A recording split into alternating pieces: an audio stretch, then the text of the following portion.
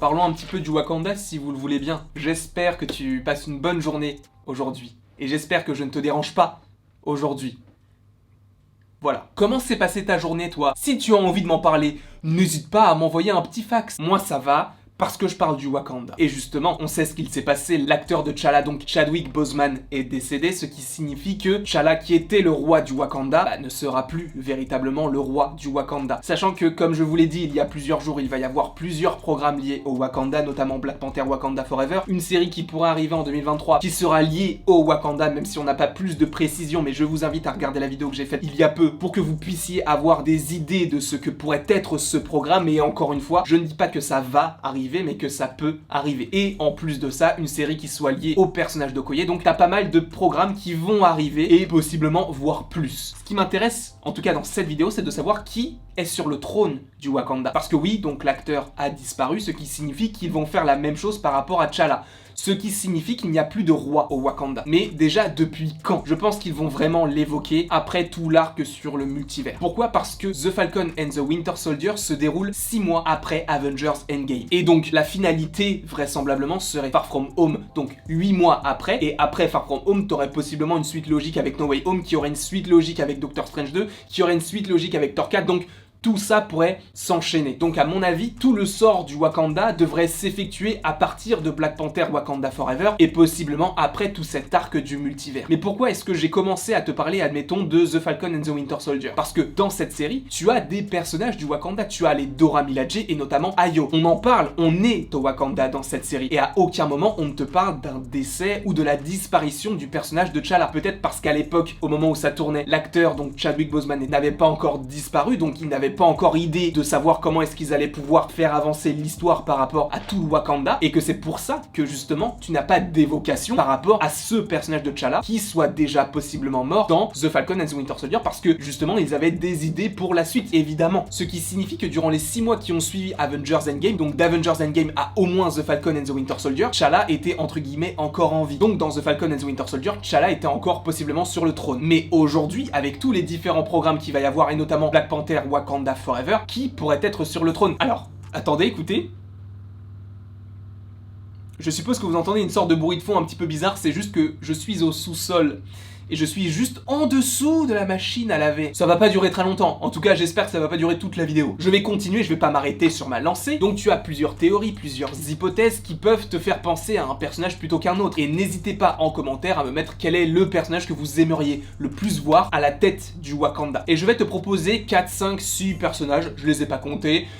Bref, pourquoi ne pas parler, admettons, de Raymond-Da? Raymond-Da qui n'est autre que la mère de Black Panther et de Shuri, donc la femme de T'Chaka. Pourquoi est-ce qu'elle ne reprendrait pas les rênes du Wakanda? Puisque son mari n'est plus là, que son fils qui était roi n'est plus là. Shuri, même si on va l'évoquer après, je pense pas qu'elle veuille être Black Panther et en tout cas être à la tête du royaume, ou en tout cas être à la tête du pays. Donc j'imagine possiblement Raymond-Da qui soit là pour diriger en tout cas ce qu'il reste du Wakanda. Donc j'imagine possiblement Raymond-Da qui soit là pour diriger le Wakanda en attendant qu'il y ait un autre prétendant qui puisse arriver sur le trône. Notamment l'émancipation possiblement de Shuri qui va grandir et qui va prendre en maturité. On va donc peut-être avoir une Shuri et qui va devenir possiblement Black Panther comme c'est le cas dans certains comics. Pourquoi ne pas avoir Shuri? Mais je pense qu'elle l'a démontré dans Black Panther, tous les protocoles royaux, etc. C'est pas pour elle. Elle n'aime pas ça. Son truc, c'est créer. Elle aime créer des choses, elle aime créer des engins, elle aime créer des armes, elle aime créer des costumes, elle aime faire ce genre de choses. Donc je la vois pas être forcément, en tout cas au premier abord, reine du Wakanda. Peut-être de par son sang, elle va être forcée à l'être et que justement c'est là où ça va être compliqué, c'est de prendre l'héritage de son frère alors que elle-même ne voulait pas être reine parce qu'elle ne l'a jamais demandé et elle ne l'a jamais voulu. Peut-être que l'évolution de Shuri va évoluer dans ce sens, sachant qu'en plus elle semble être pas mal liée aux États-Unis puisqu'elle semble entre guillemets être à la tête donc d'une sorte d'ambassade du Wakanda qui se trouve à Auckland. Par rapport à Raymond-Da, c'est plus probable que par rapport à Shuri, même si par rapport à Shuri, par rapport au lien de sang, par rapport au fait que ce soit la princesse et que maintenant elle puisse devenir la reine, ça serait pas impossible. Même si Raymond-Da semble toujours être la reine du Wakanda, donc peut-être que c'est elle qui va mener tout cela. Sauf que dans Black Panther 1, tu as quand même Raymond-Da qui va demander de l'aide à M'Baku en se disant tu es le seul qui peut arrêter Killmonger, tiens voilà l'herbe cœur, prends-la et va l'affronter pour que tu sois aujourd'hui le roi du Wakanda, on t'offre les clés du Wakanda. Sauf que M'Baku lui dit non, on m'a déjà refusé donc je vais pas accepter par dépit et en plus de ça, je vois pas pourquoi je vous aiderais alors que vous ne m'avez pas aidé, sachant qu'il avait déjà T'Challa donc dans la glace et le maintenait entre guillemets en vie. Sauf que maintenant que T'Challa n'est plus là, M'Baku, il a prouvé trouvé que c'était un homme bon. Alors je ne dis pas qu'il sera gentil tout du long, parce qu'il me semble que dans les comics, Baku, il est quand même de temps en temps antagoniste à Black Panther. Tu le vois de toute façon dans le film Black Panther, au début il y a de l'animosité, mais au final il l'appelle même frère dans Infinity War, donc tu sens que entre Black Panther qui se déroule en 2016 et Infinity War qui se déroule en 2018, les relations se sont apaisées et ils sont devenus plus que des amis, comme il le dit, des frères. Pourquoi ne pas avoir ce personnage de M'Baku qui soit à la tête du Wakanda? Personnellement, j'aimerais beaucoup que ce soit lui, parce que déjà j'aime beaucoup l'acteur, donc Winston Duke, j'aime beaucoup, que j'avais découvert notamment dans Modern Family, il avait joué dans quelques épisodes sans grand plus quoi. Je l'avais découvert à ce moment-là et je me suis dit c'est vrai que dans Black Panther, ce personnage il en impose, il est drôle, il est puissant, en fait il a l'allure d'un roi. Et d'avoir M'Baku en tant que roi du Wakanda et peut-être être Black Panther, ça peut être assez intéressant. Mais en tout cas peut-être roi du Wakanda, mais peut-être pas Black Panther, même si Black Panther encore une fois c'est une sorte de symbole qui est lié au fait d'être roi. Donc est-ce que M'Baku en étant roi va vouloir devenir Black Panther? Ça je ne pense pas, et je pense qu'il va rester avec la tribu des Jabari qui seront liés du coup au roi mais qui ne seront pas liés à Black Panther. C'est pourquoi je pense que M'Baku peut devenir par la suite au fur et à mesure du film le nouveau roi du Wakanda, et peut-être que justement différencier à la fois le roi du Wakanda et Black Panther, comme si Black Panther était entre guillemets le représentant international du Wakanda, parce que de toute façon on sait que Black Panther 2 suivra Black Panther 1 en termes de politique, puisqu'il y aura de toute façon le retour d'Evat Ross joué par Martin Freeman. En plus de ça tu aurais des Français qui sont au casting du film, t'as même il me semble des Suisses, ou peut-être que je me trompe, mais en tout cas tu as différentes nationalités recherchées par rapport à ce film Black Panther Wakanda Forever, d'où le fait que tu aies possiblement un lien avec l'ONU, admettons, comme c'est le cas dans le premier film, et comme c'est le cas également dans Civil War. Donc pourquoi ne pas imaginer tout ça avec donc M'Baku, roi du Wakanda, et Shuri, représentante du Wakanda via l'apparence du Black Panther, sachant qu'elle veut s'émanciper du Wakanda et qu'elle semble pas du tout être liée à tout ce qui est royauté. T'as d'autres personnages qui peuvent rentrer en compte, notamment le personnage de Nakia, ça peut être très cool, mais c'est vrai que c'est un petit peu l'oublié de tout ce qu'on a pu voir, parce qu'elle n'est présente que dans Black Panther 1, et par la suite, on n'a aucune nouvelle d'elle depuis 2018. Est-ce que c'est le moment de la revoir? En tout cas, en tant que Black Panther, je ne sais pas, mais ça peut être cool. Ensuite, tu aurais Okoye, comme vous le savez possiblement, qui aurait droit à une série Disney+. Est-ce que ce sera une série Okoye, ou une série Dora Milaje, ou une série Wakanda où il y a Okoye? C'est pas impossible non plus, mais Okoye, personnellement, j'aimerais beaucoup qu'elle imagine une Okoye Black Panther. Mais ça ne colle pas, puisque Okoye est là pour protéger Black Panther. Elle dévoue sa vie à ce titre. Donc, à mon avis, Okoye ne serait jamais Black Panther. Même, je ne la vois pas forcément non plus sur le trône. Et justement, le but de cette vidéo, c'est de savoir qui serait sur le trône. J'imagine bien W'Kabi, joué par Daniel Kaluuya, qui est un très très grand acteur que je ne présente même plus et que vous avez déjà vu dans le premier film, qui est entre guillemets possiblement enfermé et qui était là justement pour dire le Wakanda c'est l'un des pays les plus puissants du monde et il faut qu'on montre qu'on est puissant. Sauf que là, avec tous les événements qui se sont déroulés, que ce soit dans Black Panther, que ce soit dans Infinity War ou même dans Endgame, on peut se dire bah le Wakanda ça a un peu baissé, puisque bah il y a eu quand même la guerre. Depuis qu'ils ont ouvert les frontières, il y a eu beaucoup de problèmes, donc peut-être que W'Kabi va essayer, réessayer et même possiblement réussir à retourner une partie du peuple wakandais encore contre l'institution mise en place pour dire ce sera moi le roi, parce que je vous ai dit de ne pas faire ça, vous l'avez fait, regardez ce qu'il y a eu avec la bataille avec les Outriders, notamment dans Infinity War, voilà ce qu'il y a eu quand moi j'étais en prison et quand je vous ai dit de ne pas faire ça. Et peut-être que les gens vont se dire c'est vrai que W'Kabi il avait raison, et peut-être que ça va créer d'autant plus d'animosité au sein même du Wakanda. Je ne me base sur rien du tout, mais ça peut être possible. Donc voilà les petites idées que j'ai par rapport au personnage donc de Black Panther et de qui serait sur le trône. Je reste pour l'instant sur Ramonda qui soit celle qui dirige le pays. Au niveau du Black Panther, je ne vois que Shuri personnellement, mais encore une fois, peut-être que Black Panther sera peu à peu éclipsé pour rester sur